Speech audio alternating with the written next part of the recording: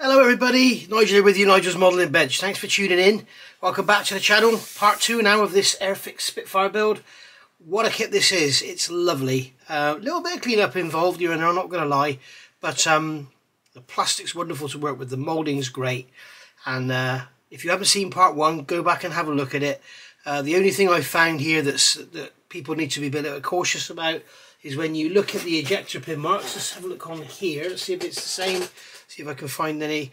When you look at the ejector pin marks, they seem to have like a little raised area around them in certain situations, and it sort of affects the fit of the part. So if you've got parts going together where there's an ejector pin mark in the back of it, then keep your eyes out, because they've sometimes got these little raised areas around them. It doesn't seem to be a case on this sprue. It was definitely there on the D sprue. I showed it in there, so make sure you have a look. So this is basically pretty much all the cockpit. I've done a lot of work off camera purely because it's boring for you to watch, such as these seat belts. I've now done the main shoulder harness as well. I'll put a couple of photographs up and then you can see how that looks, and I'm really pleased with how that's come out. And I was, I would normally just buy HGW seatbelts because, as far as I'm concerned, they are the best aftermarket seatbelts on the market. You can get many others. I think Airfix are going to start doing some soon. There's others that aren't very nice at all. I've got some RB Productions 24th scale harnesses. Never tried them, but I was going to use them on this, but I want to do an out-of-the-box build really. So because I'm doing it, I'm not adding any cabling or anything, it's sometimes nice to do an out-of-the-box build. And if you do want to enter a competition or anything, you can enter in the out-of-box category. So basically you can't add anything. You can, like I've removed plastic from here to make them look better. Of course, that's absolutely fine because they are parts that came with the kit. But if I started adding aftermarket harnesses or adding cabling and wiring, it would not be out of the box. So out of the box means literally out of the box decals, out of the box, well, not paints, but out of the box decals, all the plastic out of the box, no aftermarket, nothing added at all. So that's what I'm doing with this. So we'll see how it goes. I am already thinking I will probably get another one because I do love the box art version with the invasion stripes, and maybe sort of do a bit of super detailing on it. And I'm sure there's going to be a million tons of photo etch and aftermarket and everything for this within weeks. So there we go. So what have we done? I left you in part 1. I put all this together. What I have done off camera, I've got on and put these bits here in the fuselage sides. I've also done a couple of the ejector pin marks in the fuselage sides, and then I've got these parts off and cleaned them up, and that is about that. Let's just go over the page and have a look. And then when we get to the other side, I've got these parts here, I've glued them into the side of the fuselage, and then this oxygen pipe obviously I haven't got, but I've got it all off the sprues and it's all cleaned up. So I've got the battery here to build up and glue in and everything. I haven't got that off the sprue yet, the tail wheel bay, and I also haven't obviously fitted or trialled these fuselage pieces here. So you can see, if you go over the page, you can see here we have these rear fuselage sections. If you look at the fuselage, you can see here the fuselage section is cut out. So it's obviously that piece is going in for a different version. Now, remember Tammy did this similar thing, and the fit was the best fit I've ever seen on a plastic kit. Although saying that, the Stuka, wasn't it, was absolutely unbelievable. This is not quite perfect. You can see we've got a panel line there. Oh, there we go. It is perfect. Look at that. If you give it a good push, honestly, this bloody cough is really getting me down. I've had enough of it. If you give it a good push, you get a lovely tight fit and a pretty much perfect panel line there. I think it just needs a little bit, literally just a smidgen taken off of that top front edge there, just to see how well it goes. You can hear by my chair I still haven't built my Secret Labs chair up. There you go. How's that for a fit? That's gorgeous, isn't it? Look at that. So we'll get that in, we'll get that glued up, and we're going to have to get that in place, make sure it's fitted beautifully in position, get some glue in there, and then leave it. So I'll show you how to do that in a minute. We'll do that when we got it off the sprue, I think. Inside, I've gone round. There were 2 ejector pin marks on each side that I thought I'd fill just in case we can see them. I doubt that we will be able to, but hey, with this new method of super glue, it's so quick. Just put some super glue in there, spray it with the accelerator, sand it down, job done. It's a 2-minute job now, rather than waiting for the Mr. Surfacer and everything. I've also fitted here, you can see the spare lamps for the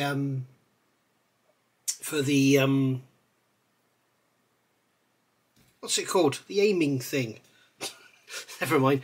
But the gun sight, that's the word I was looking for. So yeah, spare lamps in there. So you can see they've got the Ammo Mig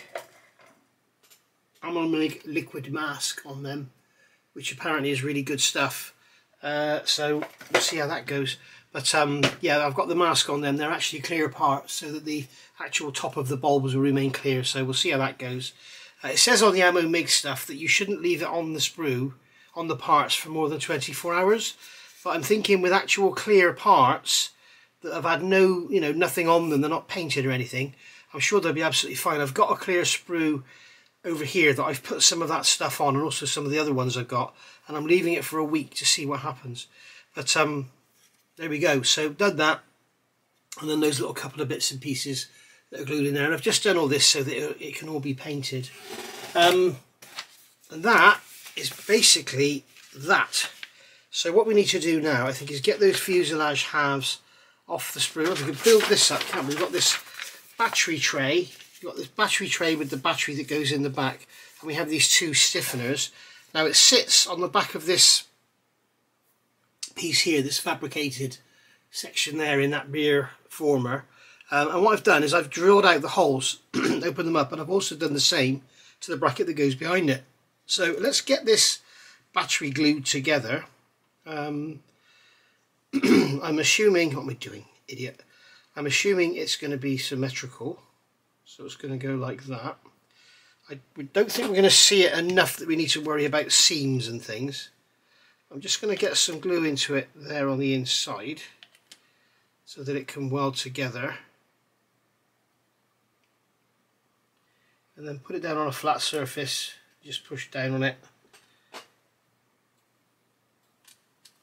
So what I'm doing is just push it down like that, just to make sure it remains flat, and then that's going to go onto there eventually, like that. Again, we've got some ejector pin marks there in that face, but I'm not really going to worry about, because it's like that, it's way back, there's no way you're going to see them. So I think what I'll do is glue that onto there.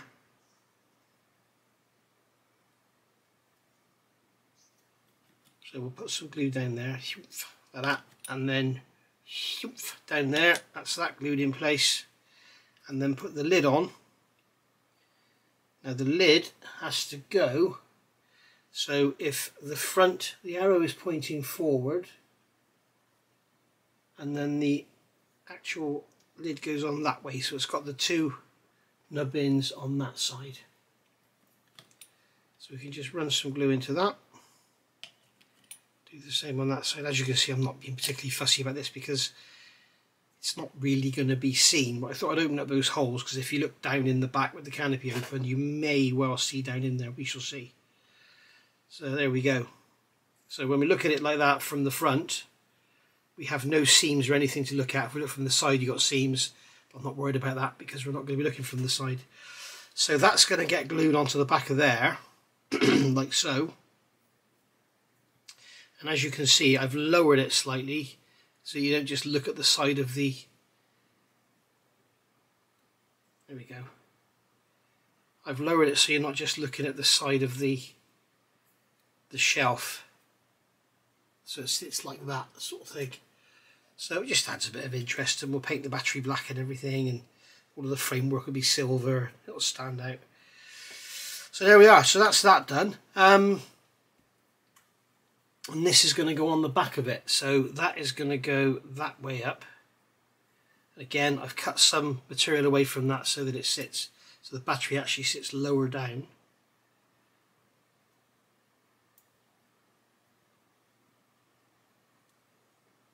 So we'll just put some glue on there. That should hold that in.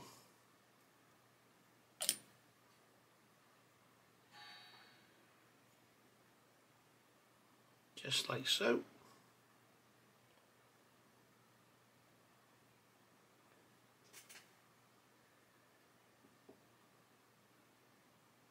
And there we go, that's that in place.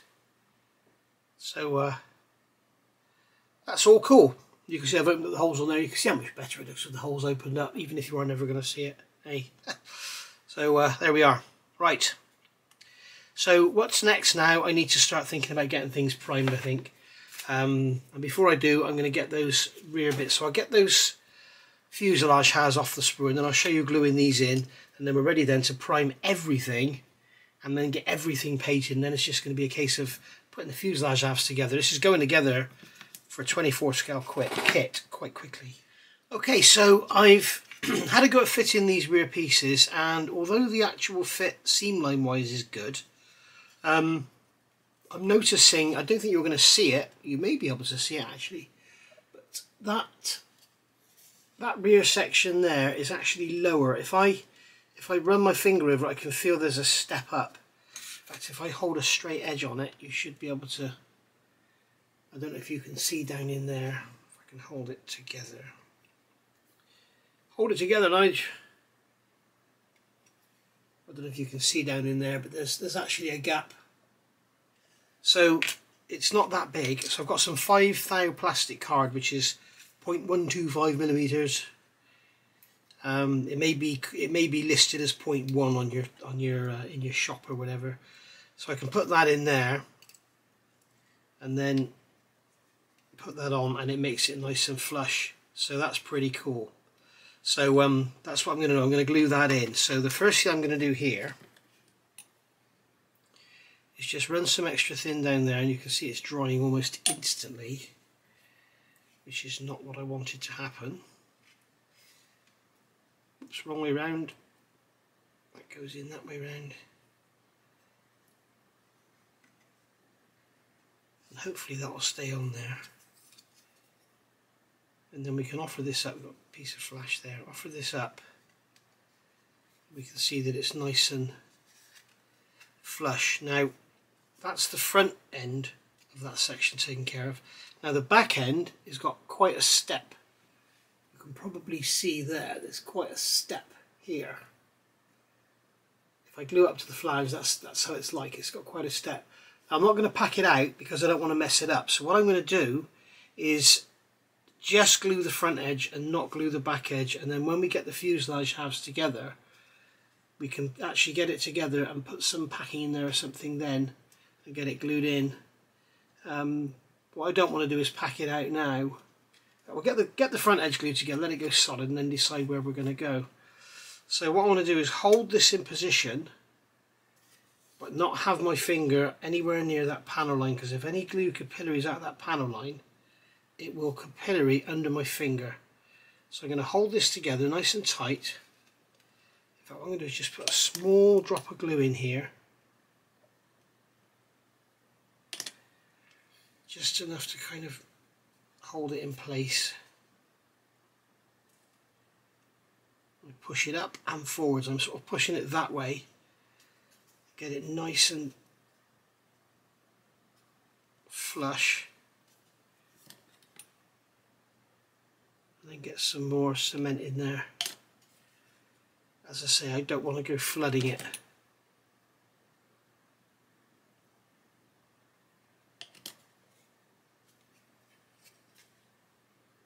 Because when we glue the fuselage halves together, you'll have that all the way around there will be glued, plus you'll have the undercarriage bay holding it all together, so I think it isn't going to fall apart. But if you notice, I'm paying special attention to not putting glue on and then pressing it all out. And we don't want it oozing out everywhere, so I've made sure it's held in place tight before we apply the cement. So we can get that in there like that now. That's all good. I'm not going to clamp it or anything. So you can see that's fitted.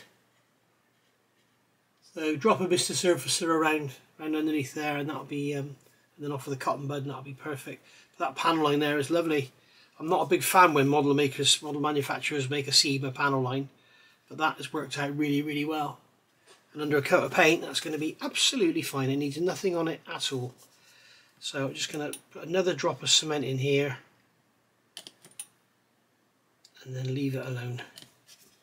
And as you can see, the back is not glued at all. So we can put that down. Make sure you don't put it down like this because you've got pins on here and it may well push it away from the fuselage. So make sure you put the fuselage on a box or something so that that panel is just hanging off. The other side I think is the same. Yeah, the other side also has that problem. So what I'm going to do is just brush a drop of extra thin on there. Lay this down in here.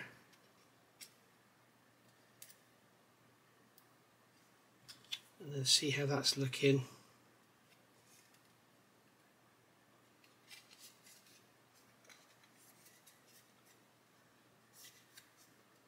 Yeah, see, if anything, that's come up slightly. It needs to go back a bit. So what I'm going to do is just grab a sanding stick.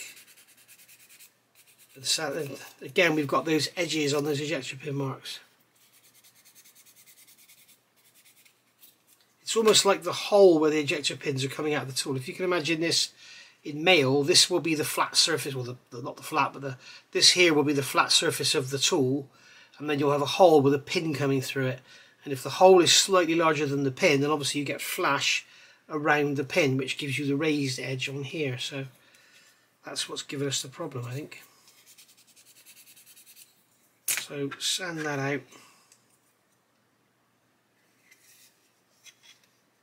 See how that feels. Yeah, see those raised edges on those ejector pin marks are enough to hold out. I'm just going to take another touch off, so I'm going to use a coarser stick. So there we go, right.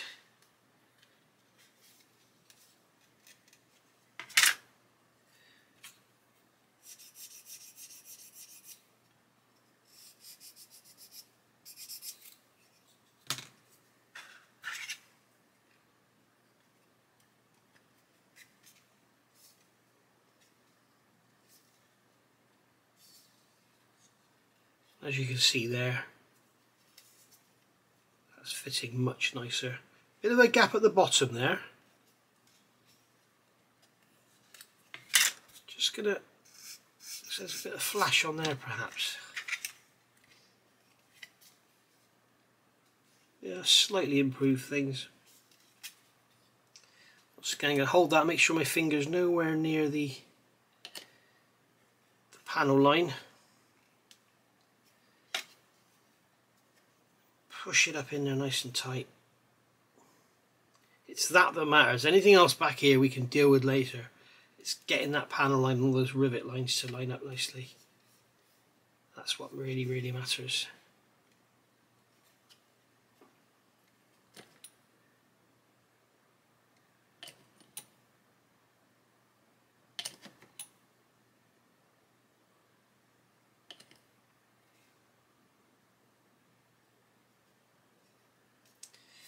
And there we go, guys. That's how I've got a nice flush glue-free joint. Now if anything, it's got a slightly raised area there. This panel is slightly misshapen compared to the fuselage because it's slightly raised there, it's flush there, and it's slightly raised there.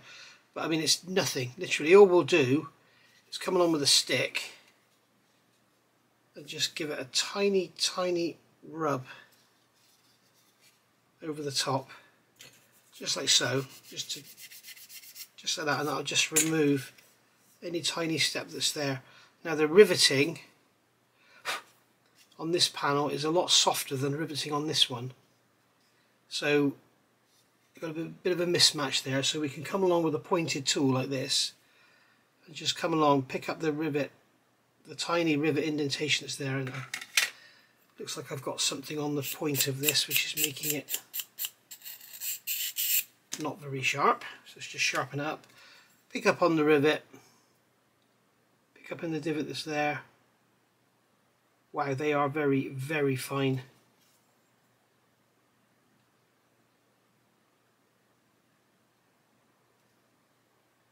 Just pick up on the rivet that's there and just give it a little push. I'll get it under a magnifier, it'll be much easier for me to do. Just give it a little push and then we'll have the rivets the same on there and as they are on there. and then when we sand it we won't lose any detail. On this one it's the same. It's the riveting on this panel is much lighter than it is on here. You can see how these rivets on here are quite obvious, yet here they're barely visible. It's going to be underneath the tail plate and everything, doesn't really matter,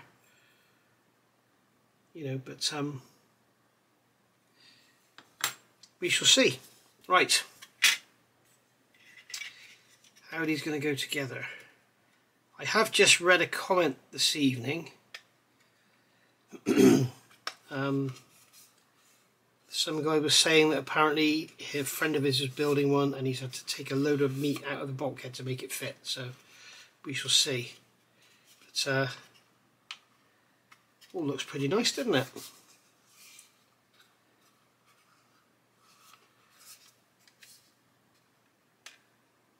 That's going to go together like that. As you can see, we can join all this up, you see, and then fix the gaps and everything afterwards. So happy with that. Right, leave those to dry, not mess with them, just let the glue do its thing, and then play with them when it's appropriate. So, fitted the tail gear bay. You can see it's got a couple of great big ejector pin marks in it. But once the tail wheel's gone through that hole, you're not going to see anything up in there anyway, so I'm not worried about that. So there we go. We're ready, sort of pretty much to start looking at putting on some primer. The whole thing is just coming together beautifully. The seat belts, I'm really glad I did that. I hope you follow along and do the same. As I say, don't forget to drill out those eyelets as well, because that makes quite a difference to them. So yeah, really chuffed with how that's come out. So now what I'm going to do is get everything primed in grey, in Mr. Surfacer 1200 thinned with Mr. Colour Leveling Thinners. I'll make a nice thin mix and just get some primer there, and that'll just give a nice basis for the paint to bite on. So hopefully that'll look good. One thing I have noticed on this fuselage, we've got some weird stuff going on here. You can see on there, got a weird sort of the way that where the plastic is flowing, and on the other side, it's almost got like a kind of looks like it's got a fingerprint in it almost. It's got a sort of track to it. It's weird. But I can't feel anything, so hopefully it's not going to show under the paint.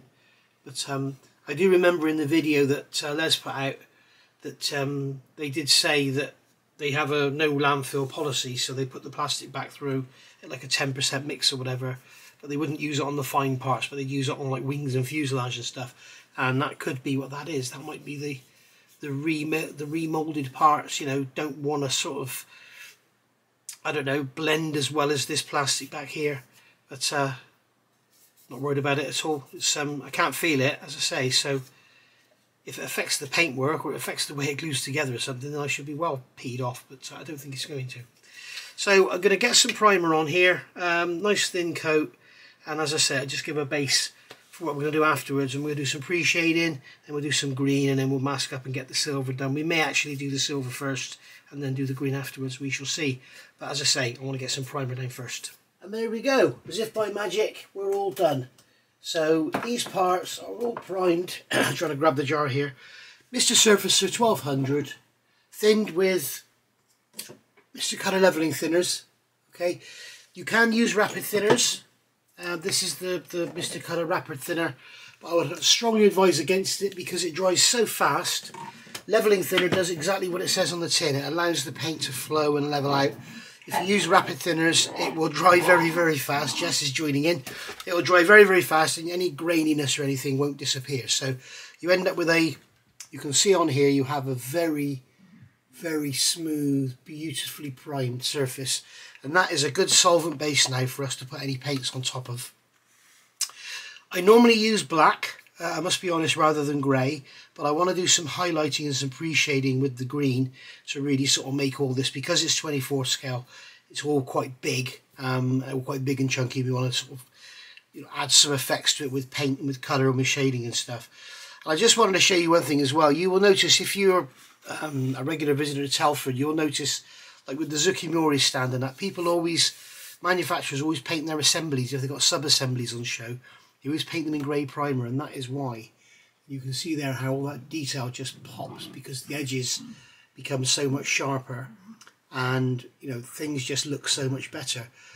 The other beauty of it is, if there's any mould seams or anything there, it will show them up like a sore thumb as well. Now I haven't had a look yet, but if there is any imperfections, I can go in and scrape, sand, use a drop of extra thin, whatever, and it'll, it really makes them pop, so you can get rid of the imperfections before you do your painting. Looking at the seat, I forgot to mention before, I did actually go around the inside edge with some Mr. Surfacer, again the 1200, and then with a cotton bud with some leveling thinners on, just removed it. Just left some Mr. Surfacer down in that seam, because there was kind of a very tiny gap there, and I didn't want it to look too prominent.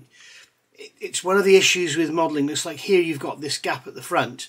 If you fill it and sand it, oh, there should be a gap there.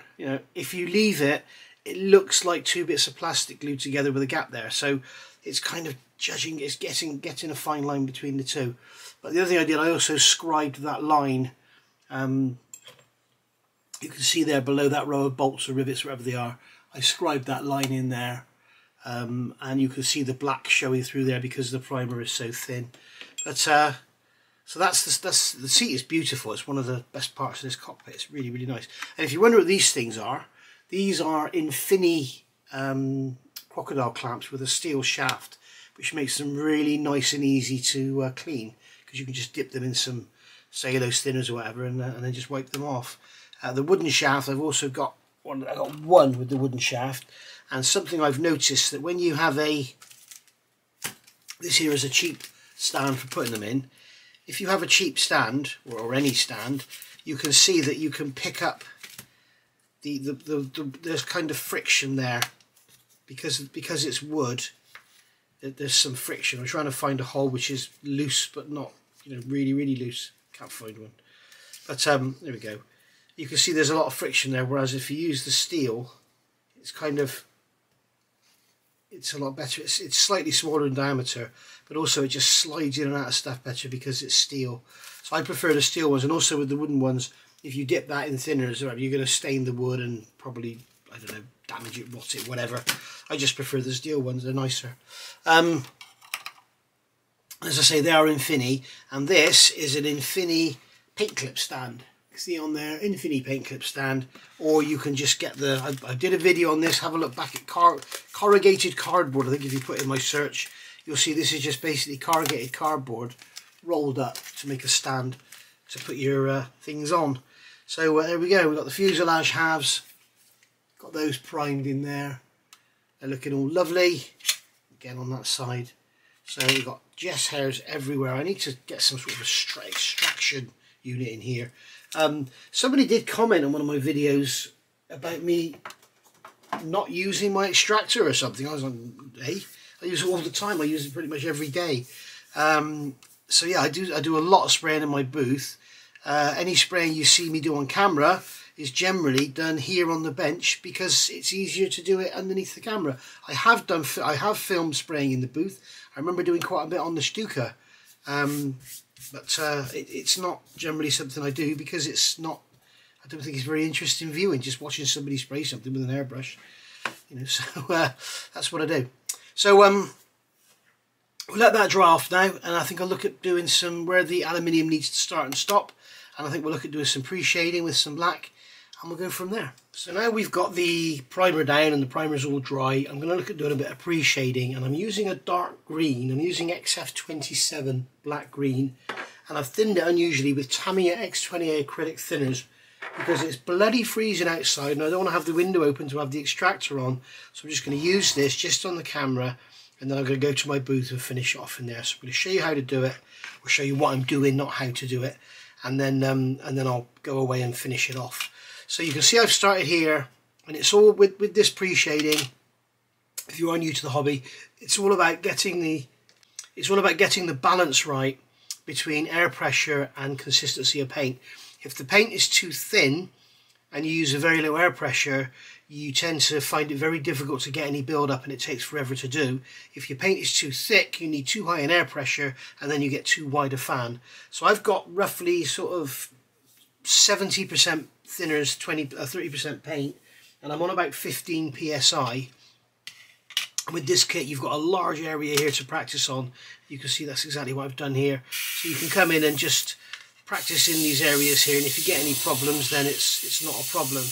But you basically, if you look at what I'm doing now, you can see that I have got good colour coverage. Okay, I've got good colour coverage and not too wide a fan. You can see, I can just show you down here. I can come in and I can do a nice sort of really thin line, tiny little area down there. You know, I mean, this airbrush is very old. It probably needs a new needle and nozzle. But you can see that, you know, we can, for this, the purposes of this, it's absolutely fine. I do need to get a new nozzle for it though. I keep saying that. So what I'm going to do is make sure I've got coming all the angles, and this is kind of a bit of a tutorial sort of thing. I know, I'm sorry, but I know a lot of people ask, and a lot of people do ask to see me do painting.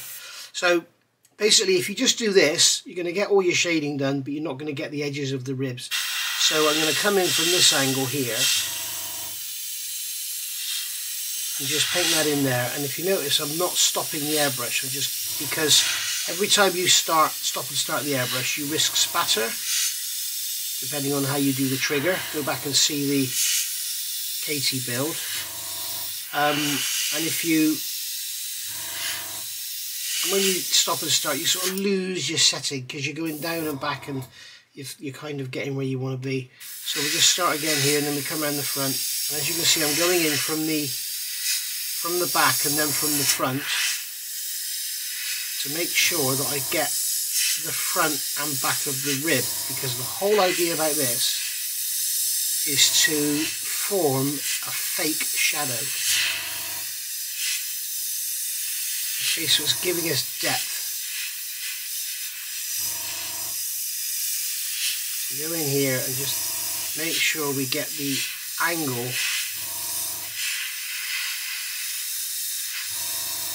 totally missed it there. I've gone far too late. And this is the good thing about this, you've got all this area to practice. You can see I've come completely short there. So what we can do is just go in the cotton bud and some thinners and remove it or whatever, or just leave it there. It doesn't really matter. It's an effect we're going to be covering with paint, so it doesn't really matter. That's just a dark patch, you know. So you can see there we've shaded it, and we've got we'll just go on the front edge.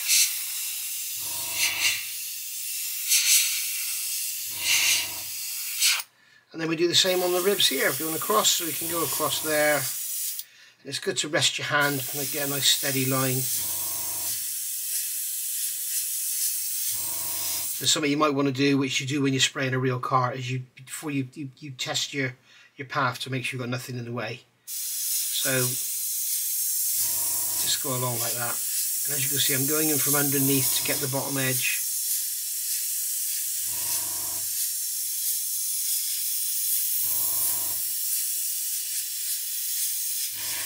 Just like so, just keep going. And then you can come in from the top.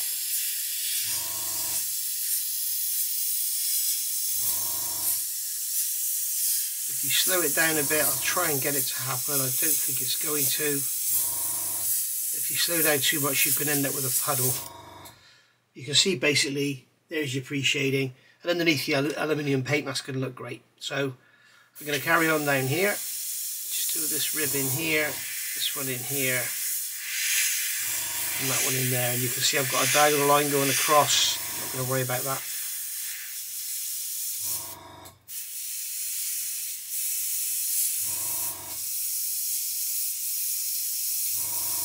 As I say, this would be a lot easier and a lot more successful if you used a lacquer thinner. I'm struggling with this slightly because I'm using the Mk.IXc. Makes life a bit more difficult, but when it's just pre-shading, I'm not going to worry about it. And really, to all intents and purposes, the fact that it's not perfect is a good thing. You can see I've gone a bit heavy there and flooded it. Got it a little bit wet.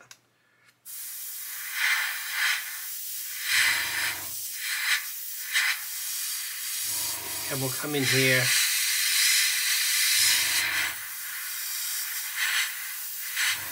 Go down the verticals, and remember you're going to have ribs in here, so you need to make sure.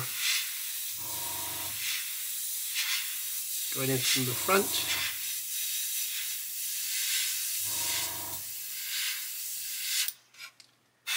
And underneath there, over the top there, and then coming from the back.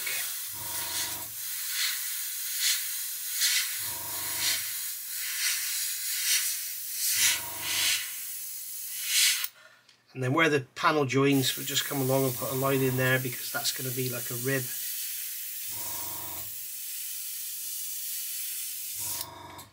And there we go, that's that pre-shaded. You can see it takes quite a while, but you know, put some music on, put a film on, whatever, just get it all done. So I'm going to do the rest of this now, and then I'll come back and show you what it looks like when it's done. There we go. As you can see, all the pre-shading is done, all that dark green is down, and then when we spray the mixed interior green, the colour I've mixed up, which is here, when we paint that on, that green will show through lovely and give us some highlighting. In case you haven't seen my previous video, I can't remember if I talked about it in part 1 or if I talked about it on another video, but basically Tamiya XF71 cockpit green I think is a little too dark, so I just knock it back a bit with XF21, and then when we put our washes on and we do our highlighting and stuff, and when everything's closed up in a cockpit, the lighter colour sort of really shines rather than having the darker green. I think it's too dark. You know, it almost looks this colour when you close the cockpit up and everything. It becomes very dark. You'll also notice in the holes around the bulkheads and stuff there is black, and I've done that because I want some black shading. I want those holes to look hollow, which they are because we drilled them out, so they've got some black shading on them to make them really go hollow.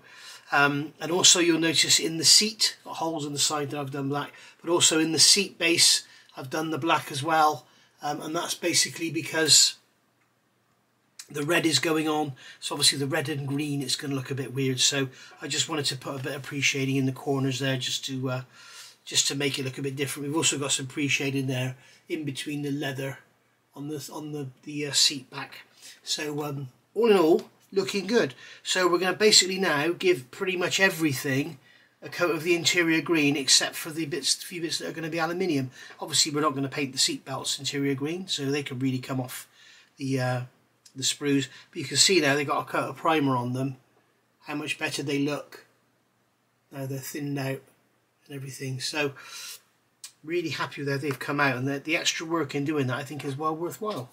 So I'm going to get some interior green down, and then we'll see how it looks. So I've been doing some of the light green painting in the booth. Unfortunately I forgot this bit's here aluminium and started doing it green, but you can see the kind of effect you get with this pre-shading. It's very subtle, but it makes a lot of difference when you start adding washes and stuff, because instead of having like a harsh line in a corner or something where the wash is, it kind of blends it all in. You'll see what I mean when we come to do it. So I'm just going to show you how I do it, and I'll show you on this panel here. It's going to be easiest. Okay, so we've got the paint mixed up. It's roughly, again, 70% thinners, 30% paint, so very thin mix. And then about 18-20 psi. And I'm just going to very lightly, and I'm staying perpendicular to the surface, just very lightly applying the paint. I'll do this front area here first, so you can see you kind of lay it on. This is thinned with Mr. Colour Leveling thinners, by the way. So we've got the window open and the extractor going, but you can see how the dark colour is showing through, but also note how the dark colour, as the paint dries, it burns itself. Well, the thinners in here is burning itself into the dark paint, so it's making it more obvious. So you go over it once, and then you come back and look at it again sort of 10 minutes later and have a look to see how it looks. Now areas like this we need to make sure we get into all the nooks and crannies, because otherwise you'll end up with a very dark area. But where you've got plain bits like this, you can just lay it down. And the beauty here is to have very thin paint. If you go too thick, you kind of obliterate the effect straight away. And you can see here how the effect is coming back through that very, very dark area. And you may want to leave it that dark, and if you do, that's fine. I don't. I'm going to go over it again. Over the whole thing again. Again, not coming off the airbrush, just leaving it on and going over the edges. And you can see there that we've got this sort of pre-shaded look to it all. And I'm just going to quickly go across it this way, just to make sure we don't have any tram lines. And also do this upper edge and the lower edge, because that's like on the edge of a rib. So you can see there you've got this very, very subtle shading, and that's what we're after. It's just better than having this, you know, if you follow me, you'll know that I am not into having anything all just one colour. I like to have it all different. So there we go. So I'll get the rest done in the booth and I'll see you when it's done. There we go, guys, all done. As you can see, very, very subtle. The camera messes it up as well, so I'm not exactly sure until I edit this what you can actually see. It may look darker, it may look lighter, but to the eye it's just a very, very subtle darkening around the edges of the lines. That's what you want to see.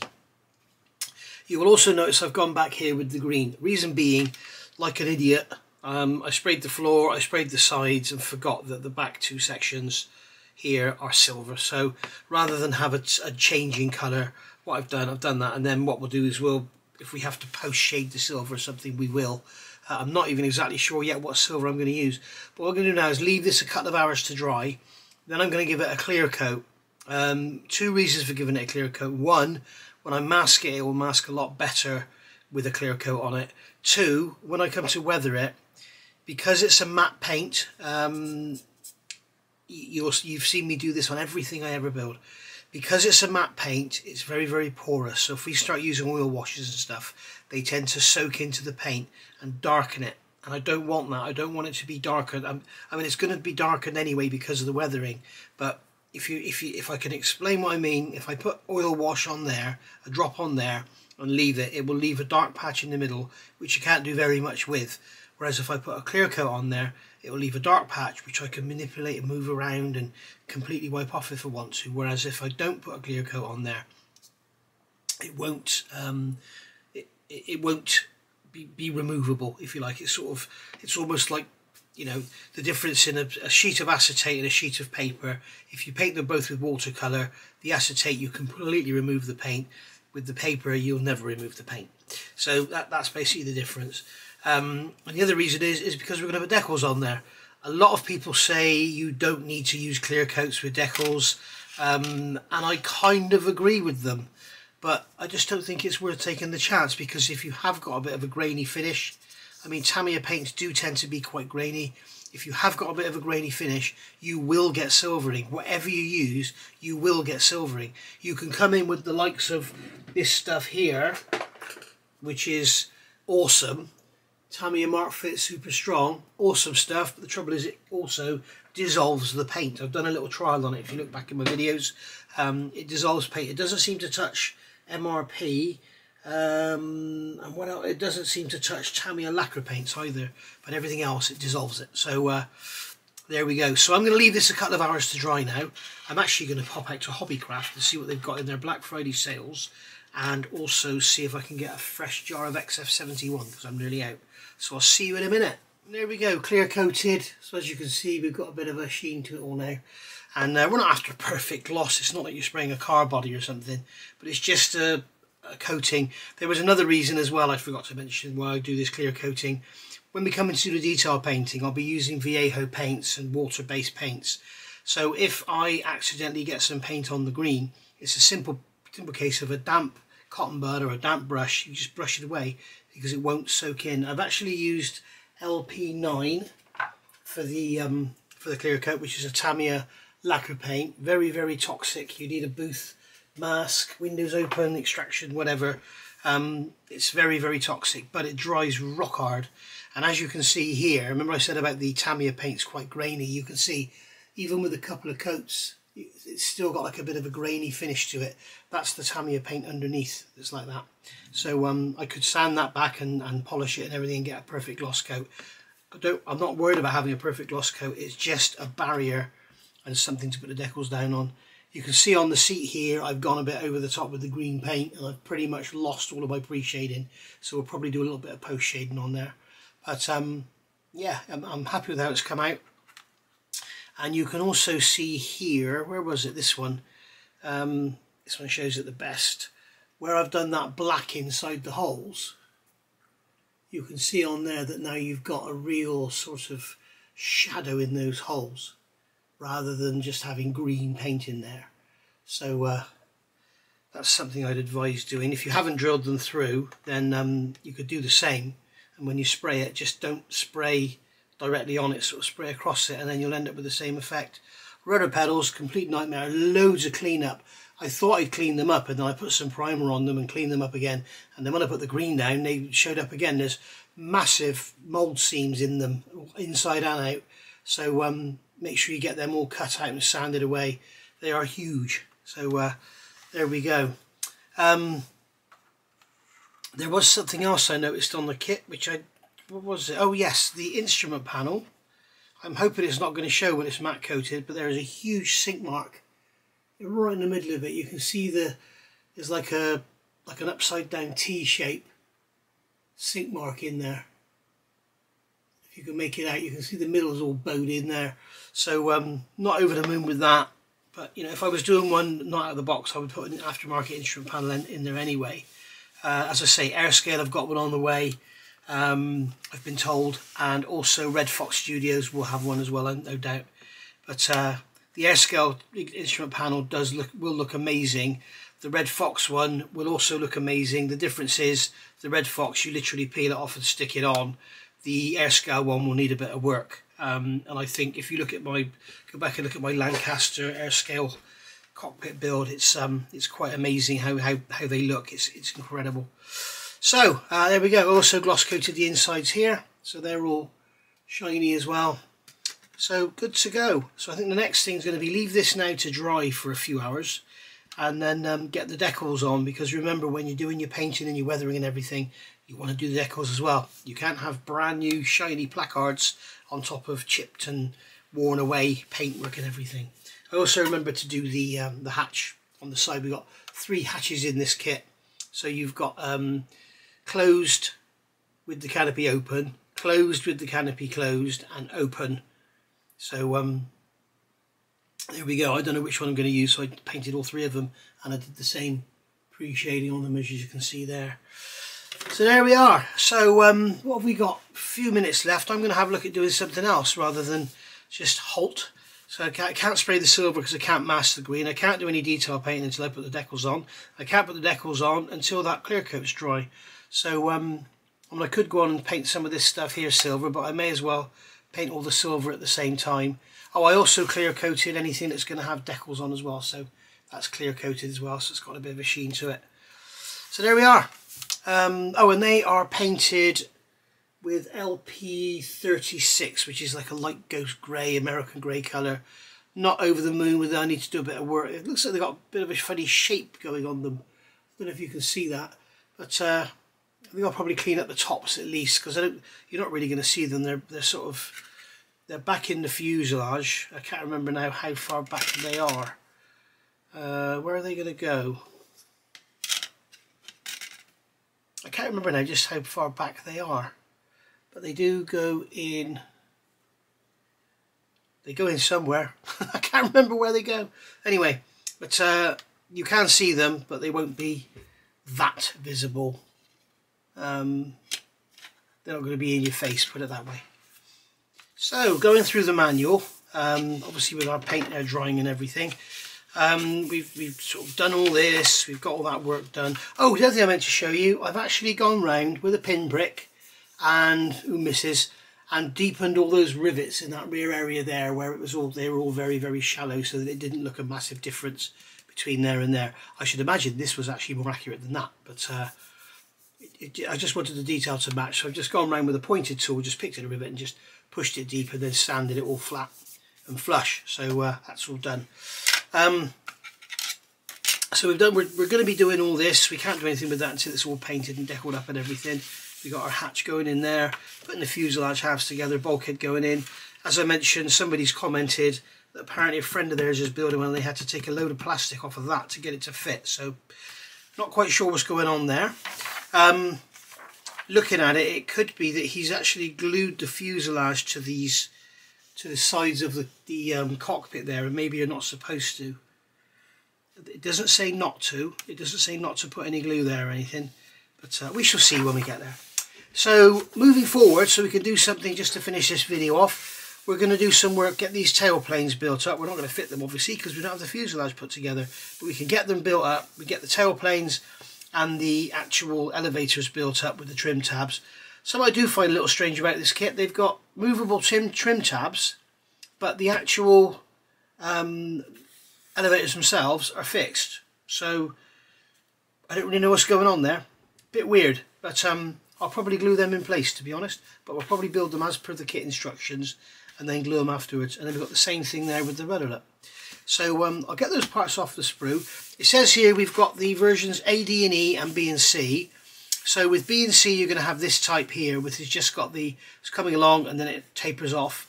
And you can see this one here has got double angles on it. So it comes along, tapers off and then goes straight.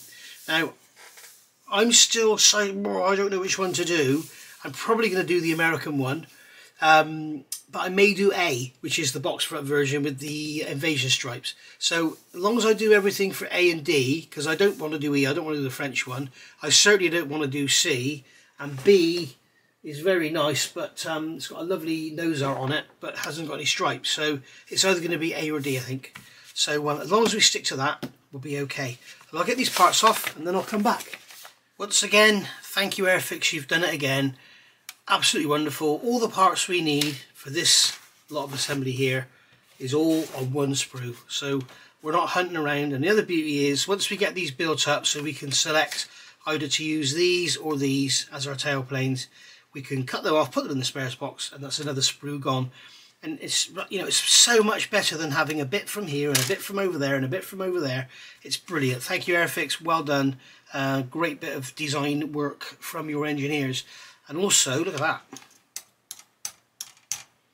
We all know what that is, don't we? So that looks like we have got some interesting kits coming forward. So it looks like we are going to get a Griffin powered Spit. So, because I believe it was only the Griffins that had that tail plane. So that's going to be interesting. A Mark 14. Very nice bubble canopy jobby. So with a great big long nose on it. So we're going to get these parts off. Looking in here, as we can see, we need H4 and H1. So H4 and H1 forms one side, and then H3 and H2 forms the other. So it's obvious, as normal with tail planes, if they've got hatches on them, the hatches go to the underside. So we don't need to mark these parts, so we can just cut them off the sprue, glue them together, do the same with the elevators, fit our trim tabs in, and then the rest can go in the spares box. And so there's all our parts cleaned up. Just want to say two things. One, the Airfix engineer that designed this tooling, you get a massive, massive pat on the back from me, and you deserve a massive pat on the back from the whole modelling community. The sprue attachment points on these parts are fantastic. They've got them on the end here, okay, and on the end there. So that's a tab which doesn't really matter, so you can just, you know, file that off, get rid of it. Absolutely brilliant. Here, take a bit of care. I tend to, with parts like this, I tend to glue my parts together first and then deal with the sprue tab afterwards, and you can deal with both of them at the same time, and you've got less chance then of veering off square or putting a taper on there or anything.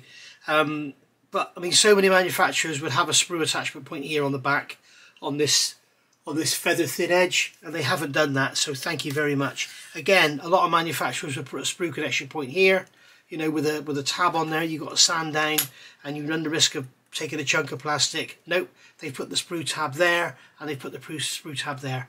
So absolutely brilliant, thoughtful designing. I would say obviously the guy that did this builds models, so it was probably, is it Pranjit, his name, Pranjit? So thank you very much. Absolutely wonderful, brilliant. Keep that sort of stuff coming. That's exactly what we want. That is Wingnut Wings territory. Wingnut wings I always class as models designed by model builders for model builders.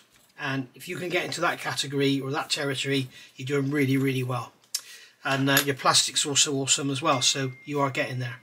And the other thing I want to say, these files, I always promote these files. These are the Clear file 3-way system. You get a wide one and then there's also a narrow one as well. But these things are brilliant for removing things like sprue nibs because they're very, very fine, and you can sort of rub them over the surface and they won't sort of take loads of meat off. If I could just show you on here, I could rub it on there and it won't take loads of meat off, but if there was a sprue nib, I could rub it across there and it would take the sprue nib off. I've just noticed something else as well that Airfix have done. We have got extremely thin trailing edges. So basically when we put this together, you know that I'm forever having to work on my trailing edges and getting them thinned down. And yeah, these are perfect because you got to remember, World War II stuff, the trailing edges were never actually razor sharp. They always sort of folded over or whatever. And I think these may have been fabric, so they wouldn't have been sharp anyway. But yeah, really, really nice. Bit of a seam to deal with there when we pull that together. It kind of looks like the plastic's like that on the end. So I could sand it away and get it nice. We'll have a look in a minute and see what it's like. But best way to get those apart is to drop them. There we go. And we'll just have a look. But if I just get there's a pencil. This is how I do my trailing edges and stuff. And then get something flat. Just go, and you can see this file will not take anything off on a flat surface, but if there was a little lump there, it would take it away. So I'm going to get my 400 grit stick and just slide that over there. We can see the moulding on here is perfect. Look, it's I think those little areas there are slightly raised. Those holes for the pins are slightly raised. But no, really, really good. Top notch. Really, really well done. Top notch. Good stuff. So yeah, brilliant. So we get these glued together and then we'll see what they look like. This is pretty cool. Something's happened here that I'm glad in a way it's happened because I can show you. As you can see on here, we have pins and holes, and the pins and the holes line up so you can put them together, and the same's happening on there. And what's happening, because we got pins and holes, if I can show you, it's actually forcing these parts to misalign. You can see the shadow there. I got a light. There's a light just here. Okay, so you can see the shadow where you've got a step. So those pins and holes you can see on the back as well, on the trailing edge. It's forcing us to misalign. So what I'm going to do, when you can't get parts apart, if you just drop them, they'll come apart. What I'm going to do is cut these pins off. Goodbye, we don't need you. We just get rid of them, and then I haven't put the trim tab in, but now we can fit them together and we can align them perfectly by eye and not worry about having what those pins are causing us misalignment. The trim tabs go in. Obviously when you glue this together they're going to get glued up. I don't know why you would want individually moving trim tabs, but it's nice that they've put them in there. So you can see there we've got the trim tab's just going to drop anyway, so it's going to be glued in. But basically we can get the alignment and get that all put together. The other trim tab obviously will not fit. I'll just show you. So you're safe to cut them off the sprue. You don't need to worry about, because obviously that horn on the top's got to go to there, and you can see it just won't line up. So they're obviously handed. So there we go. I just noticed I've got a bit of flash on that front edge of that trim tab there. The front edge of the horn. Look at having flash on your horn, is it? Oh, and by the way, there is a book coming out. I think it's coming out on the 9th of December. There is a book coming out, how to build this kit. Obviously Airfix gave a couple of kits to somebody, and it's probably Brett Green or something like that. And yeah, it's how to build the Airfix Spitfire. So the lovely Wendy, thank you Wendy, has sent me an email saying she's bought me the book, and it will be in my post box sometime very shortly after December the 9th. So massive thank you to Wendy. Wendy's the lovely lady who buys me gifts and stuff. She's been a contributor to the channel for a couple of years now at least, and she is a lovely lady and loves the hobby and supports a lot of people in the hobby. So thank you very much, Wendy. As soon as that book comes, I will review it, give you a shout out, and if it inspires me to do another build, which the way this is going, I don't need much inspiration, it's lovely. If it inspires me to do another build, I will call it the Wendy build, something like that. And my battery, well, not my battery, the camera is about to run out, so I'm going to get these tacked together. This is how we always do bits like this. I just tack an area to hold it together, and then we can look around. If we need to pull it apart, it's no big issue. But I'm just going to look around here. As you can see, we've got a very slight gap on here, which I don't understand, because I've sanded both faces and they're dead flat. What you don't want to do is go clamping these with pegs, because as you can see, if you clamp it with pegs, it opens up the gap. So that'll be fine. A little bit of Mr. Servicer around that edge, and that'll be sorted. So we have hit the hour, I believe.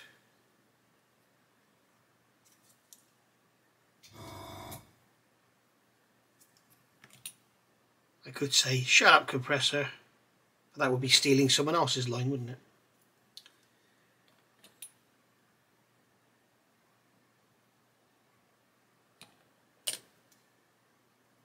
So there we go. And also we can use that pulling apart as an advantage, because we can run we can make a gap, and then if I can get some bloody glue on the brush, make a gap and then get some glue in there. Again here, make a gap. Need to top up my extra thin.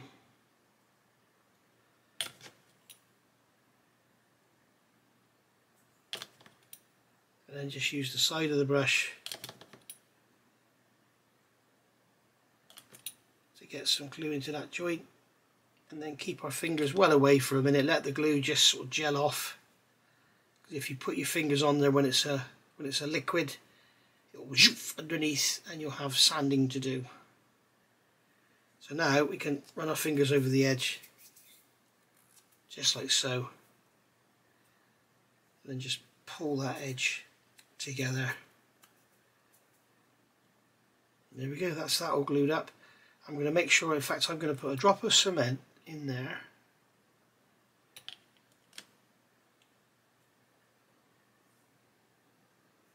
That'll hold that trim tab. So there we are. Just going to give that a squeeze because it's gone slightly misaligned. Obviously we have no location now holding it all together. And there we are.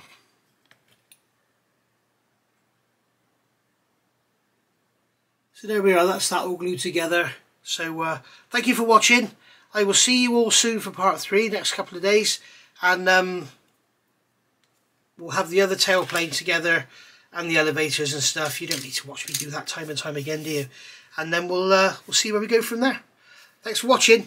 Bye for now.